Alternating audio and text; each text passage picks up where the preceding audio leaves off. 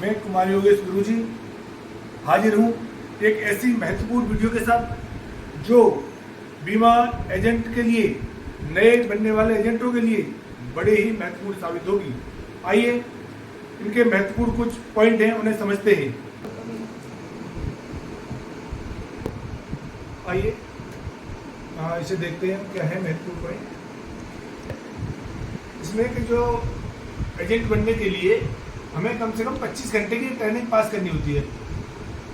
इसमें क्वेश्चन भी आ जाता है कि एजेंट बनने की ट्रेनिंग जो है कितने घंटे की होती है, तो वो सही आंसर इसका है 25 घंटे। पता ही है। आइए पॉइंट जो हमने लिख रखे हैं उन पर चर्चा करते हैं। जो पहला हमारा एक शब्द है प्रस्तावक। प्रस्तावक क्या होता है? प्रस्तावक प्रपोजर है। प्रस्तावक क्या है? प्रपोजर। प्रपोजर मीन्स एक ग्राहक है या आवेदक है या कस्टमर है जो बीमा कराने के लिए अप्लाई करता है, वो प्रस्तावक है। फॉर्म पे साइन करता है, उस फॉर्म को प्रस्ताव फॉर्म बोलते हैं। बीमा कराने के फॉर्म को हम क्या बोलते हैं? प्रस्ताव फॉर्म, प्रपोजल फॉर्म। और प्रपोजल फॉर्म ही फिर उसके बाद बीमा कंपनी या बीमा करता है एक्सेप्ट करती है। एक जो पॉइंट यहाँ रहता है वो है बीमा करता क्या है। बीमा करता का मतलब बीमा कंपनी से रहता है, इंश्योर नहीं है। बीमा करता को एजेंट समझ लेते हैं, अभिकर्ता समझ लेते हैं, लेकिन अभिकर्ता नहीं है। अभिकर्ता अलग चीज है, बीमा करता अलग चीज है। बीमा करता मतलब बीमा कंपनी, जैसा कि हमने लिख रखा है। अब एक शब्द यहाँ आता है जो प्रस्तावक मैंने 18 वर्ष से ऊपर होना चाहिए, वही प्रस्तावक बन सकता है बीमा में। लेकिन अब शब्द आएगा भाई कभी जब 18 साल से ऊपर का बीमा होगा तो बच्चों का बीमा कैसे होगा? तो इसके लिए हमें बच्चों का बीमा करने के लिए बच्चा तो उसमें बीमार्थी रहता है। एक नया शब्द और आ गया यहाँ पर चर्चा में, वो आ गया बीमार्थी या बीमा धारक या पॉलिसी धारक। जैसे कभी हम बच्चे की पॉलिसी करते हैं तो बच्चा तो वो पॉलिसी धारक है, यदि वो 18 साल से छोटा है तो। बीमार्थी तो हुआ बच्चा जिसका बीमा हो रहा है, और प्रस्तावक हुआ उसके गार्जियन, माता पिता जो उसका फॉर्म पे साइन कर रहे हैं। ये 18 साल से ऊपर का व्यक्ति है तो सीधा सीधा प्रस्तावक भी वही है, बीमा धारक भी वही है, बीमार्थी भी वही है। ये टॉपिक क्लियर हो गया होगा। इसके बाद हम आते हैं, नया शब्द है नॉमिनी। नॉमिनी नॉमिनी क्या है? क्योंकि बीमा की बात कर रहे हैं हम यहाँ पर, तो बीमा में क्या होता है? बीमा जीते जी भी मिलना है और डेथ पर भी मिलना है। तो बाद में कोई डिस्प्यूट ना हो, कोई विवाद ना हो, इसके लिए बीमा कंपनियां नॉमिनी लिखवाती है। जीते जी आदमी किसी का नाम लिखे जाता है जिसको उसका पैसा दे दिया जाए, क्लेम दे दिया जाए, उसको हम कहते हैं नॉमिनी। नॉमिनी कोई भी हो सकता है, 18 साल से बड़ा भी हो सकता है, 18 साल से छोटा भी हो सकता है। यहाँ ये जो महत्वपूर्ण समझने वाली बात ये है, कभी कभी इसमें क्वेश्चन आता है, कभी कभी क्या आता ही आता है, वो ये है कभी नॉमिनी है 18 साल से छोटा है, कहने का मतलब माइनर है। माइनर समझते होंगे, अवयस्क समझते होंगे, अवयस्क। माइनर शब्द, तो माइनर का मतलब है 18 साल से छोटा। तो फिर वहाँ पर एक नया शब्द की जरूरत पड़ती है, उसे कहते हैं नियुक्त व्यक्ति या अपॉइंटी। अपॉइंटी की क्वेश्चन आता है, अपॉइंटी की जरूरत कब होती है? अपॉइंटी की जरूरत तब होती है जब नॉमिनी माइनर हो। ये क्वेश्चन क्लियर हो गया। अगला एक शब्द है जो हमने लिखा है, ये पॉइंट वाइज क्लियर कर रहे हैं, वो है FPR, प्रथम प्रीमियम रसीद। प्रथम प्रीमियम रसीद क्या है? प्रथम प्रीमियम रसीद उस बात का सबूत है कि बीमा हो गया है। बीमा का पहला सबूत क्या है? FPR। उसके बाद जो रसीदें जारी होती है उन्हें हम RPR बोलते हैं, रिन्यूअल प्रीमियम रसीद। पहली रसीद, केवल एक ही रसीद पहली वाली को बोलेंगे FPR। उसके बाद जितनी भी सारी रसीदें आएंगी उनको बोलेंगे रिन्यूअल प्रीमियम रसीद, RPR। ठीक है ना? और अगला पॉइंट आ गया हमारा पॉलिसी दस्तावेज। पॉलिसी दस्तावेज मतलब पॉलिसी का जो मेन कागज है, मेन डॉक्यूमेंट है, पॉलिसी बॉन्ड, इंग्लिश में पॉलिसी बॉन्ड, हिंदी में पॉलिसी दस्तावेज। वो इस बात का पूरा प्रूफ रहता है कि आपका बीमा है, जो भी बीमा कंपनी के साथ उसका एग्रीमेंट है। अगला है एजेंट, बीमा करता, मध्यस्थ, सलाहकार। ये मैंने अभी ऊपर बता भी दिया था कि बीमा करता और बीमा एजेंट में कोई मतलब डिफरेंस बहुत बड़ा है, कंफ्यूजन नहीं रहना है। तो बीमा करता जो है बीमा कंपनी है, और बीमा अभिकर्ता एक एजेंट है, मध्यस्थ है, ब्रोकर है। ये बात क्लियर हो गई होगी। अगली चीज है, अगला पॉइंट हमने नोट किया है जो फ्री लुक। फ्री लुक क्या है? फ्री लुक जो है एक तरह से कोई चीज़ फ्री में दे देते हैं ना, कुछ दिन के लिए हमें दे रखी है, पॉलिसी को हम उस फ्री लुक पीरियड में वापस ले सकते हैं। हमने पॉलिसी कराई है, हमें लग रहा है हमें पसंद नहीं है, जो भी समस्या है वापस ले सकते हैं। उसका एक टाइम होता है, क्वेश्चन इसमें आता है फ्री लुक की अवधि कितनी होती है, फ्री लुक पीरियड कितना होता है, अवधि कितनी होती है, वो 15 दिन रहता है। एक अगला है अनुग्रह अवधि, ग्रेस पीरियड। ग्रेस पीरियड में 30 दिन होता है, 30 दिन के बाद पॉलिसी लैप्स हो जाती है। इसमें क्वेश्चन आता है अनुग्रह अवधि कितनी है, 30 दिन या 1 महीने।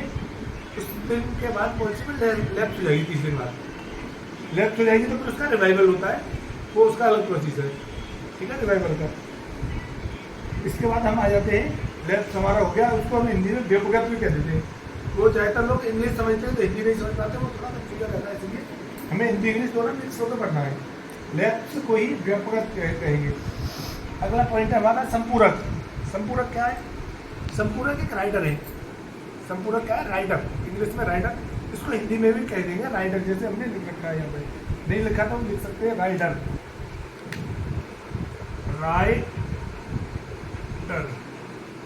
ये कभी कभी हिंदी में भी लिख देता है, इंग्लिश में भी लिख देता है। इसमें जो सवाल आता है राइडर का वो ये है कि राइडर बीमा धन में कितना हो सकता है अधिकतम, तो राइडर की एक लिमिट होती है कितना दे सकते हैं, तो वो जितना हमारा पॉलिसी का मूलधन होगा, पॉलिसी का बीमा धन होगा, उतना ही अधिकतम हम राइडर दे सकते हैं। फॉर एग्जाम्पल हमने कोई प्लान लिया है या किसी को दिया है, ये मान ले कोई एजेंट है, तो हमने किसी को प्लान दिया 5 लाख का, तो राइडर भी हम उसको 5 लाख ही दे सकते हैं मैक्सिमम। 5 लाख से नीचे तो आ सकते हैं, 4 लाख का राइडर दे देंगे, 3 लाख का दे देंगे, लेकिन हम उसको राइडर 5 लाख से अधिक नहीं दे पाएंगे। सीधा सीधा है, राइडर अधिकतम कितना होता है, बीमा धन के बराबर होता है। ये हो गया राइडर का, इसको भी संपूरक भी कहते हैं। अब जो है उत्पाद, प्रोडक्ट पर क्वेश्चन आता है। वैसे बहुत सारे प्रोडक्ट है हमारे पास, इंडोमेंट भी है, मियादी बीमा है, टर्म राइडर है, यूलिप है, पेंशन के हैं, बच्चों के हैं, होल लाइफ है, बहुत सारे मनी बैग हैं, प्रोडक्ट बहुत सारे हैं। लेकिन जो हम ये चर्चा कर रहे हैं यहाँ पे पेपर के हिसाब से, जो पेपर में हमें पास होने की जरूरत है, पेपर में जो क्वेश्चन आता है वो आता है केवल इन 2 टॉपिक पर ज़्यादा आता है। तो पहला टॉपिक है हमारा अब मियादी बीमा। मियादी बीमा को टर्म राइडर कहते हैं और इसी को अवधि बीमा कहते हैं। समझने वाली बात, इसके 3 नाम हो गए, मियादी बीमा, अवधि बीमा, टर्म बीमा या टर्म राइडर। टर्म बीमा, अवधि, मतलब एक रेडी चीज़ है। तो अब क्या है भाई, इस बीमा की विशेषता क्या है कि इस बीमा में मैच्योरिटी 0 होती है। क्वेश्चन को इसको बदल के भी पूछ लेता है, घुमा के पूछता है। उसको क्या है भाई, वो पूछेगा कि ऐसा कौन सा बीमा है जिसमें मैच्योरिटी 0 होती है।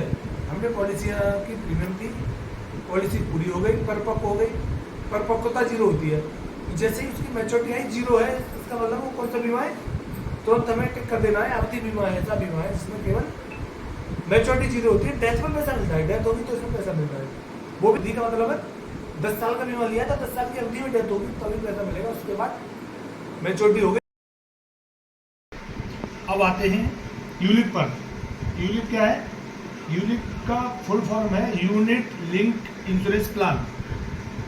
सीधा नाम से ही लग रहा है, यूनिट लिंक का मतलब शेयर मार्केट से लिंक है। ऐसे बीमा जो शेयर मार्केट पर लिंक रहते हैं उन्हें हम यूलिप बीमा कह देते हैं, ULIP, यूलिप। कभी कभी यूलिप का फुल फॉर्म भी आ जाता है, तो अभी मैंने बता दिया यूनिट लिंक इंश्योरेंस प्लान, ठीक है। अगले शब्द हमने लिखा है बीमांकन। जैसा नाम से लिख रहा है बीमांकन, बीमांकन मतलब बीमा का अंकन करना। इसका मतलब है जैसे किसी प्रस्तावक ने प्रस्ताव दिया बीमा कराने के लिए बीमा कंपनी को, तो बीमा कंपनी बीमांकन करने के लिए बीमा लेखक को बैठा दी, इसको हम बीमा लेखक भी कहते हैं। और जो वो काम करता है उसको बीमा लेखन कहते हैं। बीमा लेखन और बीमांकन एक ही बात है। इसको इंग्लिश में अंडर राइटिंग कहते हैं। हिंदी में भी पेपर में कभी कभी अंडर राइटिंग शब्द आ जाता है, हिंदी में लिख देता है अंडर राइटिंग है, एक ही बात है। इसका मतलब एक ऑफिसर होता है बीमा कंपनी के पास, वो ये देखता है कि बीमा ये हमें एक्सेप्ट करना है या रिजेक्ट करना है। उसके पास कोई बीमा करने के लिए कोई लाया, तो ये बीमांकन का काम है। बीमांकन में देखते हैं कभी एक्सेप्ट करना है या रिजेक्ट करना है, ठीक है। ये हो गया बीमांकन या बीमा लेखन या अंडर राइटिंग। जो व्यक्ति करता है वो अंडर राइटर है, ठीक है। अगला टॉपिक आ गया जो हमने लिखा है समानुदेशन। ये पॉइंट है समानुदेशन। समानुदेशन क्या है, समानुदेशन एक तरह से गिरवी रखना है। पॉलिसी है, क्या है, पॉलिसी भी एक प्रॉपर्टी है। जो पॉलिसी प्रॉपर्टी है, तो प्रॉपर्टी गिरवी रख जाती है, जैसे ऐसी पॉलिसी का समानाधिकरण हो जाता है। मोटी भाषा में गिरवी रख दी, तो जब पॉलिसी किसी को हमने समानुदेशित कर दी, गिरवी रख दी, तो क्या होगा, जो पेमेंट मिलेगा वो उसी व्यक्ति को मिलेगा जो जिसको गिरवी रखी है। इसमें एक शब्द है समानुदेशित। कैसे कैसे हुआ ये, जैसे पॉलिसी का समानुदेशन किया, तो समानुदेशन जिसकी पहले पॉलिसी है, जिसके नाम से पॉलिसी है, वो उसका मालिक है, तो वो तो हो गया समानुदेशक। जिसके लिए उसने दे दी वो हो गया समानुदेशित। तो इसमें क्वेश्चन कैसे आता है, जो पेपर में आएगा आपको सवाल, उसमें पूछता है कि कोई पॉलिसी जिसका समानुदेशन हो चुका है, किसी का नाम भी दे सकता है उसमें, क्या नाम कोई व्यक्ति है, उसने एक पॉलिसी करा समानुदेशित कर रखी है और उसकी मैच्योरिटी हो गई, पैसा किसको मिलेगा, तो पैसा समानुदेशित को मिलेगा। ठीक है, ना तो नॉमिनी को मिलेगा ना उसे खुद मिलेगा, पैसा किसे मिलेगा, समानुदेशित को। समझ में आ गया होगा ये सब, ठीक है ना। और अगला होगा IRDA। IRDA क्या है, IRDA का जो फुल फॉर्म है insurance regulatory and development authority. Hindi में कहें तो बीमा विनियामक एवं विकास प्राधिकरण। जैसा तो नाम से ही समझ में आ गया, प्राधिकरण का मतलब ये रेगुलेटरी अथॉरिटी है, इसके ऊपर बीमा कंपनियों के ऊपर ये काम करता है। जैसे रिजर्व बैंक बैंकों के ऊपर काम करता है, बैंकों को रेगुलेट कौन करता है, रिजर्व बैंक। ऐसे इंश्योरेंस कंपनियों को रेगुलेट कौन करता है, IRDA। तो कभी कभी IRDA को एडा लिख देता है, कन्फ्यूजन होने की जरूरत नहीं है। एडा भी IRDA का शॉर्ट फॉर्म में लिख देता है, एडा। कभी कभी पूरा पूरा लिख देगा, जीवन बीमा एवं प्राधिकरण, जो भी बताया मैंने, इंश्योरेंस रेगुलेटरी डेवलपमेंट अथॉरिटी, ये भी लिख देता है पूरा पूरा। एक ही चीज़ है। इसकी स्थापना 1999 में हुई थी, लेकिन इसने काम करना 2000 में शुरू किया। ये भी सवाल आ जाता है कि इसने काम करना कब शुरू किया, तो 2000 में शुरू किया, अप्रैल 2000 से इसने काम करना शुरू किया है रेगुलेटरी में। अगला वही सवाल आ गया बीमा लोकपाल। लोकपाल क्या है, जैसे कोई भी काम होता है वहाँ विवाद भी हो सकता है ग्राहक में बीमा कंपनी विवाद हो जाए, कौन सुलझाएगा। वैसे तो कोर्ट भी है, कोर्ट भी जा सकते हो। तो इसमें क्या है, पहले आप बीमा लोकपाल और उपभोक्ता फोरम, ये दो चीज़ें, इनमें दोनों में आप कहीं भी जा सकते हो। चाहो तो आप सीधे कोर्ट में भी जा सकते हो, वो अलग बात है, लेकिन मेन रूप से ये है बीमा के लिए बीमा लोकपाल बना हुआ है, वहाँ जाइए आप। इसकी कोई फीस नहीं होती, जीरो होती है। इसमें सवाल भी आता है कि बीमा लोकपाल की फीस क्या है, वो क्या है, जीरो है। और इसकी लिमिट होती है, इसकी लिमिट क्या है, वो है 20 लाख रुपये। बीमा लोकपाल की लिमिट है 20 लाख रुपये, वहाँ तक की सुनवाई ये करता है। अब आ जाते हैं उपभोक्ता फोरम। उपभोक्ता फोरम 3 तरह की होती है। वो क्या है, एक तो होगी जिला उपभोक्ता फोरम डिस्ट्रिक्ट पर, इससे ऊपर चलेंगे तो राज्य पर, स्टेट उपभोक्ता फोरम, राज्य उपभोक्ता फोरम, इससे ऊपर भी चलेंगे तो सेंट्रल पर, राष्ट्रीय उपभोक्ता फोरम।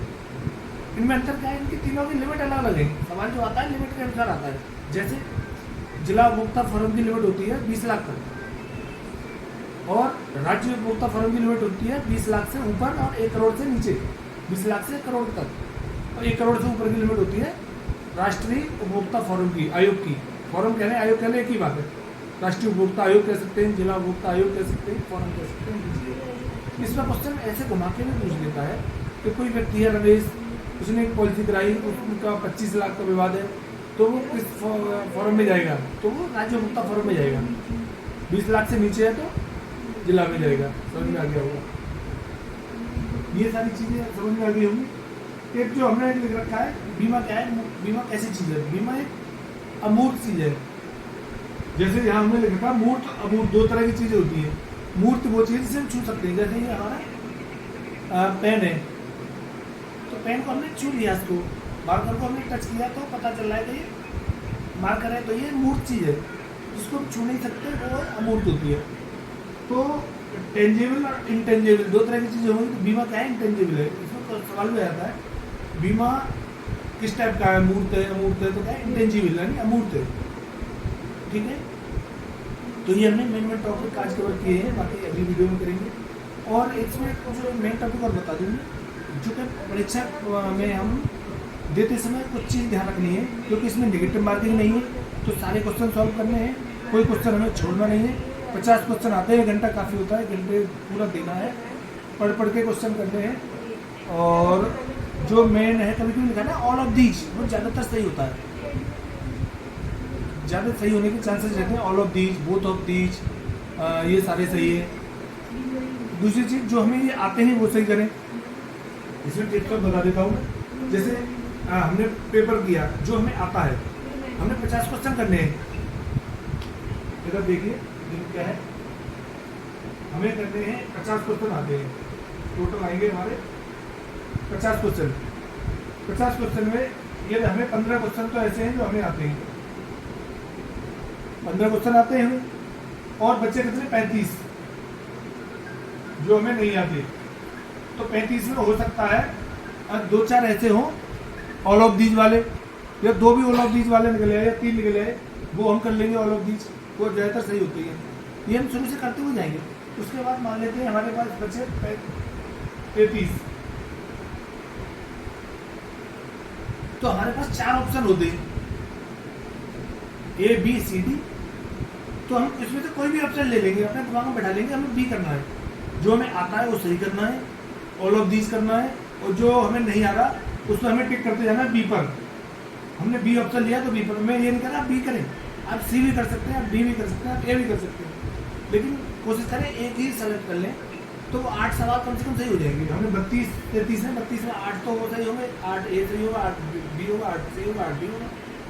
इस तरह से आपके 15 नंबर ये आ रहे थे, 2 हो सकता है ऑल ऑफ दीज आ जाए आपके, और 8 इसमें से सही हो जाएंगे, तो आपके नंबर हो जाएंगे 25। बस हमें तो पास होने के लिए 17 ही नंबर चाहिए। इस तरह से आपका पेपर क्लियर कर लेंगे। आपने इतना समय दिया, ये वीडियो देखी, इसके लिए आपको बहुत बहुत धन्यवाद, बहुत बहुत आभार।